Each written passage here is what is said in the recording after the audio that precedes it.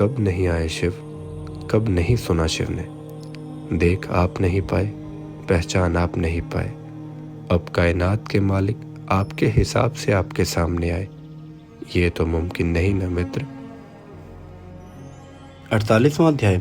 शिव से हंसी। ब्रह्मा जी बोले, उसके बाद मुनिजन शिव की आज्ञा से विवाह का शेष कार्य करने लगे। शिव द्वारा श्री पार्वती जी की मांग में संदूर भरना, शिव पार्वती को एक स्थान पर बिठाकर प्रश्न पूर्ण पात्र तथा गोदान, आचार्य कर्तव्य, 100 ब्राह्मणों को स्वर्ण दान आदि सब कराए। उस समय अनेकों प्रकार के बाजे एवं मंगल ध्वनियां होने लगी। तब दोनों को पुर नारियां कोवर स्थान में ले जाकर लोकोचार रीतियां कराकर वसाले में ले गए। वहाँ लोक मर्यादा के अनुसार ग्रंथ विमोचन आदि लौकिक रीतियां कराई।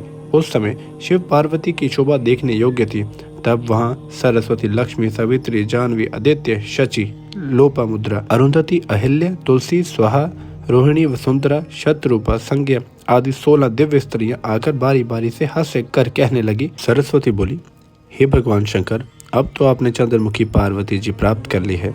इनके चंद्रमुख को देख देख कर संतप्त हृदय को शीतल करो। लक्ष्मी ने कहा, हे देवों के देव, अब तो लज्जा काहे की, सुंदर श्री पार्वती जी के हृदय से लगाओ। इसी के विरह में आप कष्ट पाते रहे, उस प्रेतमा के मिल जाने पर लज्जा कैसी। सावित्री कहने लगी, अब तो श्री सती जी को भोजन कराकर ही भोजन करना होगा। श्री सती जी को कपूर बरा से युक्त तांबूल भी अर्पित करना होगा। जानवी बोली, हे महादेव, स्वर्ण जैसी सुंदर श्री पार्वती जी के केश धोना एवं श्रृंगारित करना भी आपका कर्तव्य है। शची बोली, हे सदाशिव, जिनको पाने के लिए आप विलाप करते रात दिन गुजारते थे, अब उसको पा लेने पर अपनी छाती से क्यों नहीं लगाते। अरुंधति ने कहा, इस सती सुंदरी को मैंने आपको दिया, अब इसे अनंत से सुंदर रति दें।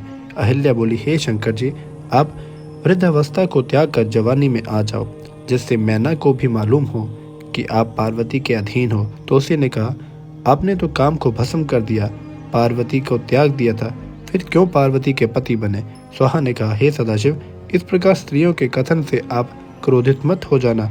विवाह काल में स्त्रियां हंसी तो किया ही करती हैं। भगवान शंकर इस प्रकार स्त्रियों के हास्य वचन सुनकर कहने लगे, हे देवियों, आप लोग जगत माता होते हुए पुत्र के सामने इस प्रकार के चंचल तथा निर्लज्ज वचन क्यों कह रही हो।